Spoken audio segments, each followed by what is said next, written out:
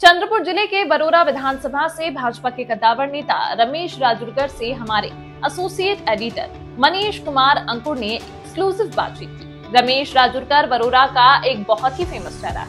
उन्होंने अपने क्षेत्र के लिए काफी कार्य किए, जिसकी वजह से वे भाजपा के संभावित उम्मीदवार हैं और ऐसी उम्मीद भी जताई जा रही है कि बरोरा से रमेश राजूरकर को ही भाजपा अपना उम्मीदवार घोषित करने जा रही है। इसकी वजह भी साफ है। पहली वजह है साफ छवि, दूसरी वजह है अपने क्षेत्र में अच्छी पकड़, तीसरी वजह है लोगों के बीच लोकप्रियता, चौथी वजह है निस्वार्थ सेवा भाव और पांचवी वजह है अच्छी शिक्षा और उदारवादी हृदय।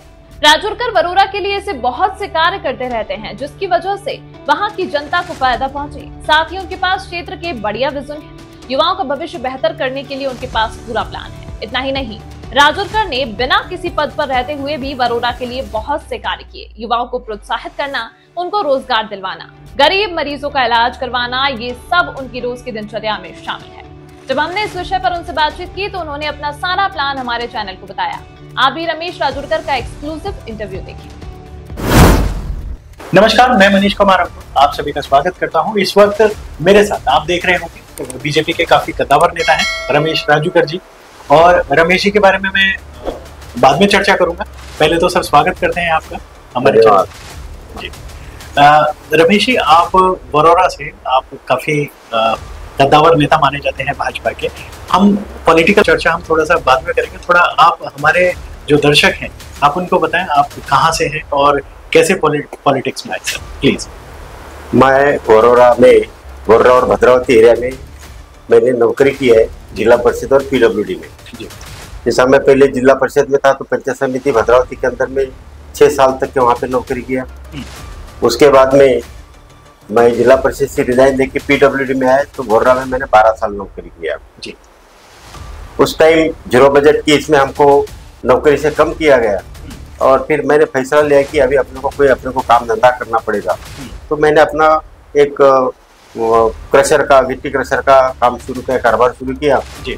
और वो करीबन अभी 35 साल हो गए वो कारोबार को। और उसी टाइम मेरा संबंध कुछ हमारे वहाँ के उस टाइम के विधायक रह चुके कैलाशवासी मोरेश्वर और टेम्बुडे साहब, इनके साथ में मेरा संबंध है। तो वो संबंध से उनके साथ में उठना बैठना, बाकी पॉलिटिकल ऐसे तो नहीं थे, लेकिन एक तो हमारे समाज के थे और हमारे संबंध जुड़ गए थे। तो उनके साथ में उठने बैठने से हमारा अब एक थोड़ा सा कुछ पॉलिटिशियंस लोगों के साथ में हमारा संबंध आया। उसी टाइम मैंने कुछ समाज कारण के इसमें काम किया। हमारे यहाँ पे जो कुंभी समाज मंदिर है, वो कुंभी समाज मंदिर मैं जब अध्यक्ष था समाज का, वो समाज का जी, तो उस टाइम मैंने वो समाज मंदिर भी पूरा किया। और अब 35 साल से ज़्यादा 45 साल मेरे को बरोरा में हो रहे। तो उसी इसमें मेरे कुछ जो दोस्त है, व्यापारी लाइन में दोस्त है और पीडब्ल्यूडी में इंजीनियर होने के नाते हर गांव में मेरा संबंध आया है। रोड बनाना है, पुलिया बनाना है, बिल्डिंग बनाना है। तो ये इसमें यानी मेरा अभी ये मेरे लाइफ का एक चौथा दौर चल रहा है।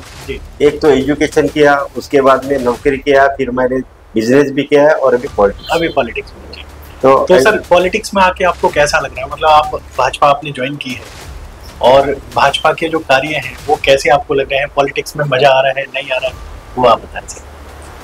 पॉलिटिक्स अच्छे से अगर समझे तो पॉलिटिक्स एक अपने लोगों के लिए काम करना, समाज कारण के साथ साथ राजकारण करना, उसके लिए पॉलिटिक्स है। लेकिन आज का पॉलिटिक्स थोड़ा सा अलग दिशा पे गया है। आज का पॉलिटिक्स सिर्फ आप मेरे को सम्मान मिलना चाहिए, मेरे को बाकी कुछ ये मिलना चाहिए, वो हिसाब से पॉलिटिक्स की आजकल नेता लोगों ने थोड़ा सा उसका डेफिनेशन बदल दिया, बिगाड़ के रख दिया। एक्चुअली इसमें काम करने के लिए बहुत स्कोप है, अच्छे से काम कर सकते हैं। अगर आपको समाज कारण की जोड़ है तो साथ साथ राजकारण करते हैं तो ये पूरे समाज के लिए, फिर गरीब हो, मध्यम वर्गीय हो या श्रीमंत हो, सबके लिए एक बहुत बड़ा ये बन सकता है। मतलब आपका कहने का मतलब है, मतलब खैर आप तो नहीं बोल रहे, मैं बोल सकता हूँ इस शब्दों में कि पॉलिटिक्स गंदी भी है लेकिन जरूरी भी। जरूरी इसलिए क्योंकि अगर आपको काम करने हैं, किसी के लिए काम करना है, अपने समाज के लिए काम करना है, अपने क्षेत्र के लिए काम करना है, तो उसके लिए पॉलिटिक्स भी जरूरी है। बिना पॉलिटिक्स के वो सब काम नहीं हो सकते।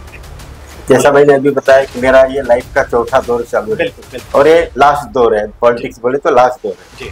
तो मैं इसमें तो यही समझता कि मैंने जो आज तक के काम किए समाज के लिए, चाहे वो नौकरी में हो या चाहे बाकी इसमें हो, तो वो हिसाब से समाज के काम गरीब तबके से लेके तो बड़े तक के काम होना चाहिए। उनकी जो भी समस्याएं है वो समस्या निस्तारण होना चाहिए। वो हिसाब से मैं उसके तरफ देखता हूँ। बिल्कुल बिल्कुल सही बात है सर। एक मेरा और सवाल है, देखिए आप पॉलिटिक्स में आ गए हैं और जाहिर सी बात है आप काम भी कर रहे हैं और 2 साल से मेहनत कर रहे हैं आप अपने क्षेत्र में कि आपको टिकट भी मिले। अगर पार्टी आपको, भाजपा आपको टिकट देती तो आप किन मुद्दों को लेकर अपने क्षेत्र में जाएंगे, क्या चीजें आपकी रहेंगी, वरोरा में क्या ऐसी चीजें हैं जो आप चेंज करना चाहेंगे, या वरोरा वासियों के लिए आप ऐसी क्या चीज है जो करना चाहेंगे जिससे कि वरोरा का विकास हो?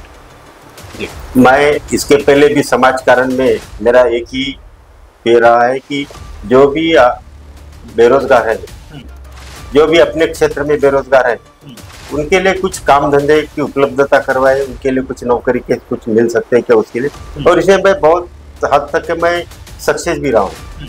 ये कोरोना से लेके तो आज तक के मैंने करीबन 1500 के ऊपर ये लड़कियों को उनको काम धंधे पे लगाया है, किसको छोटे छोटे नौकरी पे लगाया है। तो मेरा पहले से उद्देश्य यही रहा कि जो भी जिनको काम नहीं है और जो काम करना चाहते हैं उनके लिए कुछ किया जाए। तो ये इसमें अगर समझो मैं आगे, मेरे को अगर यहाँ की जनता आशीर्वाद देती है तो मेरी पहली प्रायोरिटी तो जो भी बेरोजगारी है उसको कितना हद तक अपन खत्म कर सकते हैं उसके लिए काम करना है। दूसरी मेरी प्रायोरिटी है जो किसान भाई है हमारे यहाँ पे, किसान भाई को जो तकलीफें हो रहे, कभी बिजली की तकलीफ होती है, कभी पानी की तकलीफ होती है, हमारे इधर में सिंचन की सुविधा नहीं है, बिल्कुल, तो वो सुविधा को भी कैसे बढ़ाया जाता है और लोगों का जीवन मान कैसे ऊंचा उठाया जा सकता है। इंडस्ट्री, नई इंडस्ट्री कैसे, क्योंकि मैं खुद एक इंडस्ट्री चलाता हूँ, भला ही मेरी इंडस्ट्री छोटी है लेकिन मैं एक चलाता हूँ तो मेरे को मालूम है कि इंडस्ट्री को कैसे इधर में लाया जाए और कैसा चलाना, ये भी उसमें मैं मेरे राजकीय इसमें अगर मुझे आशीर्वाद मिला तो मैं ज़्यादा ये जो सामाजिक कार्य है, इंडस्ट्रियलाइजेशन है, लोगों को इरिगेशन का काम है और बेरोजगार का, इसके ऊपर में ज़्यादा फोकस करेंगे। बहुत सही बात है। तो जो चीज़ें आप बता रहे हैं कि अगर इस तरीके से फोकस होता है तो जो आज का युवा बेरोजगार है उसको जाहिर सी बात है रोजगार अगर मिल जाए तो उससे बड़ी चीज़ उसके लिए आज के वक्त में कुछ नहीं है। मैं इसी को लेकर हम एक और सवाल आपसे पूछना चाह रहे हैं। अभी राज्य की भाजपा सरकार ने या कहें महायुति सरकार ने एक योजना निकाली, लाडली बहना और लाडला भाव योजना, जिसमें 1500 रुपये महिलाओं को दिए जा रहे हैं और 1500 रुपये बेरोजगार जो पुरुष हैं उनको दिए जा रहे हैं, युवा को दिए जा रहे हैं। तो ये चीजें करने से क्या भाजपा की जो सीटें लोकसभा में कम हुई थी तो क्या यहाँ पर उसकी भरपाई की जा सकती है इन योजनाओं के माध्यम से? बिल्कुल की जा सकती है। और ये जो भाजपा की जो सीटें कम हुई है उसके लिए बाकी कारण भी बहुत है जी। एक तो जो भी खेतीहर लोग हैं उनको जो उचित भाव मिलना चाहिए था पिछले साल नहीं दिया, जबकि पहले 4 साल में उनको उचित भाव दिया गया, एमएसपी पे खरीदी की गई, लेकिन पिछले साल थोड़ा सा उनके ऊपर में जो दुर्लक्ष्य हुआ। और ये जो किसान है ये बोलने वाला वोटर्स है, वो अपने साथ में और बाकी के वोटर्स को भी खराब की है। बिल्कुल लोगों को योजना बहुत दी है, मोदी साहब ने इतनी सारी योजना दी है, निराधार योजना है, पेंशन की योजना है और बेरोजगार के लिए भी योजना है, पंडित दीनदयाल उपाध्याय के नाम से जो बेरोजगार के लिए ट्रेनिंग है, ट्रेनिंग के बाद में नौकरी की गारंटी है, वो योजना भी है। लेकिन उसमें क्या है, आज हमारा जो युवक है, युवक थोड़ा सा जो इस पे आना चाहिए वो हिसाब से वो पार्टिसिपेट नहीं कर रहा है। हम बताते हैं गाँव के युवकों को बताते हैं कि आप जाइए नजदीक पास जहाँ पे ट्रेनिंग है वहाँ पे ट्रेनिंग कीजिए, 6 महीने का ट्रेनिंग के बाद में आपको एक स्किल आपका डेवलप हो जाएगा, तो उसमें आपको नौकरी भी मिलेगी। तो ऐसे इसमें उनका थोड़ी सी उदासीनता है, उदासीनता निकालना भी बहुत आवश्यक है। और इसका कारण ये है कि थोड़ा सा जो हमारे जो पॉलिटिक्स, हमारे ओरा क्षेत्र का जो पॉलिटिक्स 10 साल में खराब हुआ है और हमारे लड़कों को जो गलत आदतें लगा दी है, वो आदत की वजह से हमारे जो लड़के हैं वो सामने में नहीं आ रहे। वो सिर्फ वो अपने बाकी के काम में तो काम करते हैं, लेकिन जो सामाजिक काम या खुद का डेवलपमेंट करना है तो उसमें वो लोग पिछड़ रहे हैं। तो सर इसका पिछड़ेपन का कारण क्या है? मतलब जो आपके क्षेत्र के जो युवा हैं वो पिछड़ रहे हैं, गलत आदतें जैसे आपने बोली वो गलत आदतें आई हैं, तो इसका कारण क्या रहा?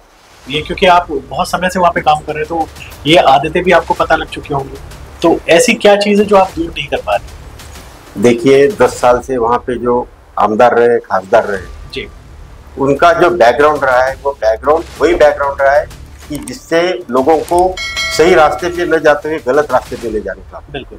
और वो लोग वही सोच रहे कि भाई हम छोटा सा काम करके हम अगर बड़ा बन सकते हैं, तो वो उसमें वो देख रहे, अपना भविष्य देख रहे कि भाई मैं अगर समझो ये काम करूँ तो मेरे को ज्यादा पैसा मिलेगा। और ये इसमें हमारे युवक लोग थोड़ा सा अलग सोच की वजह से वो गलत रास्ते पे जाने का उनका ये जो चल रहा है, इनको रोकना है।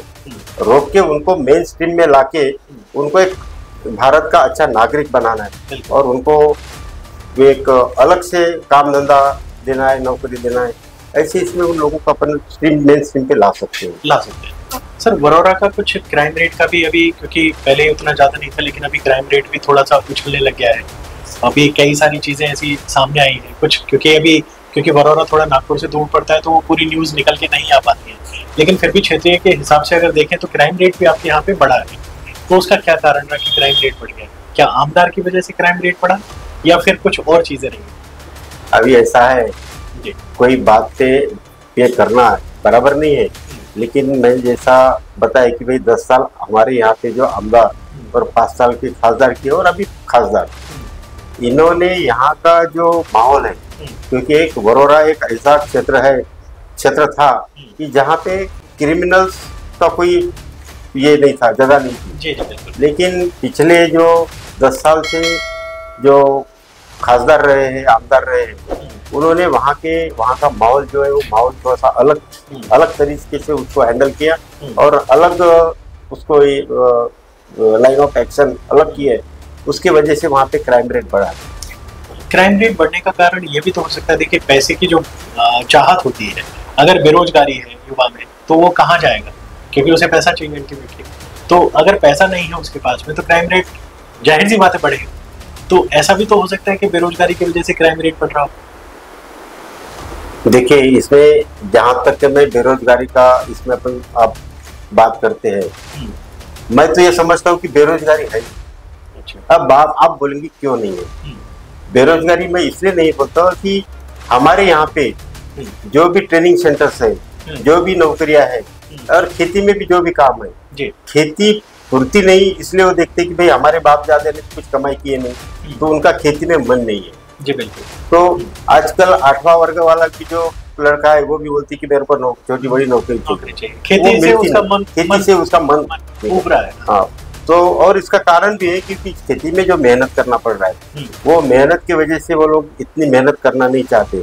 और तो ये भी तो है ना कि खेती में मेहनत ज्यादा है लेकिन जो आमदनी है वो कम है, कई बार तो लॉस में चला जाता है किसान।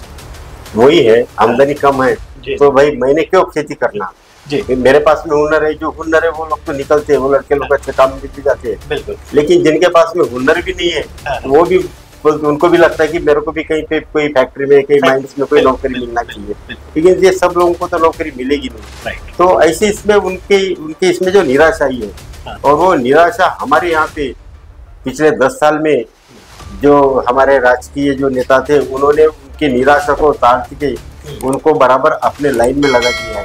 और वो हिसाब से आज का जो वहाँ का जो बेरोजगार युवक है, वो युवक थोड़ा सा रास्ते से दूर जाने की थोड़ा सा भटक रहा है।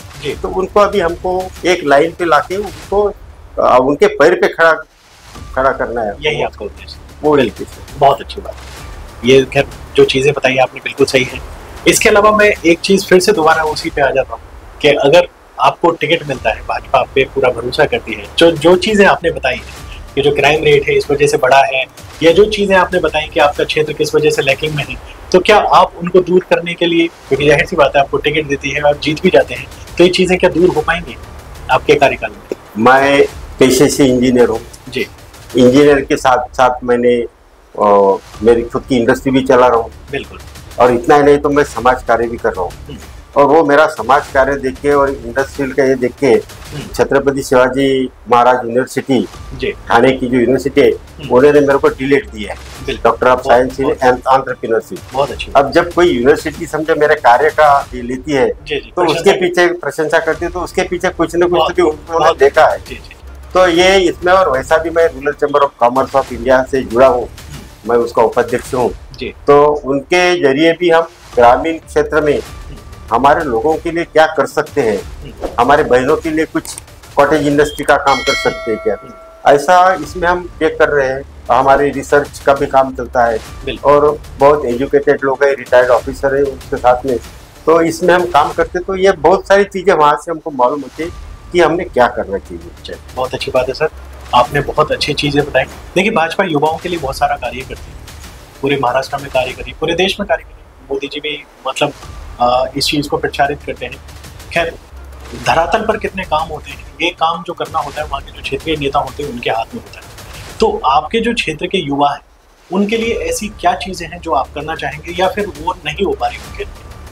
हमारे क्षेत्र के युवाओं के लिए वहाँ पे अच्छे प्लेग्राउंड का निर्माण करना, वहाँ पे बहुत सारे जो खेल है उसके लिए कुछ उपलब्धियाँ निर्माण करना, जैसा वरोरा वॉलीबॉल के लिए पूरे महाराष्ट्र में फेमस है और वहाँ से नेशनल लेवल के बहुत सारे प्लेयर्स भी निकले हैं। वहाँ पे एक जो ग्राउंड है वो ग्राउंड पे करीबन 34 प्रकार के खेल खेले जाते हैं। तो इनके लिए अगर आगे का जो ओलंपिक का या नेशनल है या एशियन गेम्स है उसके लिए अगर तैयारी करना है तो वरोरा और भद्रावती के अंदर में अच्छे से उनको ग्राउंड और अच्छे से हॉल भी बनाना बहुत आवश्यक है। दूसरी बात जो है, हमारे यहाँ पे पर्यटन के लिए काफ़ी सुविधा है और पर्यटन को बढ़ावा दे सकते हैं। ताड़ोबा जैसा व्याघ्र प्रकल्प जो पूरे संसार में फेमस है वो हमारे क्षेत्र में आता है। उसको वहाँ पे पर्यटक को कैसे आकृष्ट कर सकते हैं। और हमारे इधर में जो मंदिर है, बहुत सारे पुराने पुराने मंदिर है, किले हैं, और भद्रावती जैसा जो गांव है वहाँ पे तीनों धर्म का वहाँ पे संगम रह चुका है, जिसमें जैन धर्म है, हिंदू धर्म और बौद्ध धर्म। वहाँ पे तो इतने सारे पर्यटक आते हैं, श्रद्धालु आते हैं, उनके लिए सुविधा का निर्माण करना वही एरिया। और जो हमारे जो बचत गट है, बचत गट के लिए हर गांव में उनके लिए काम करने के लिए शेड निर्माण करना, ये ऐसे कुछ इसमें उनको ऐसे से उनको रोजगार की उपलब्धि होती है। ऐसा ही नहीं तो मैं 2 साल से जो हमारे एरिया में जो माइनिंग है, माइनिंग में लगने वाले ऑपरेटर्स हमारे इधर में झारखंड और पश्चिम बंगाल यूपी से आते हैं।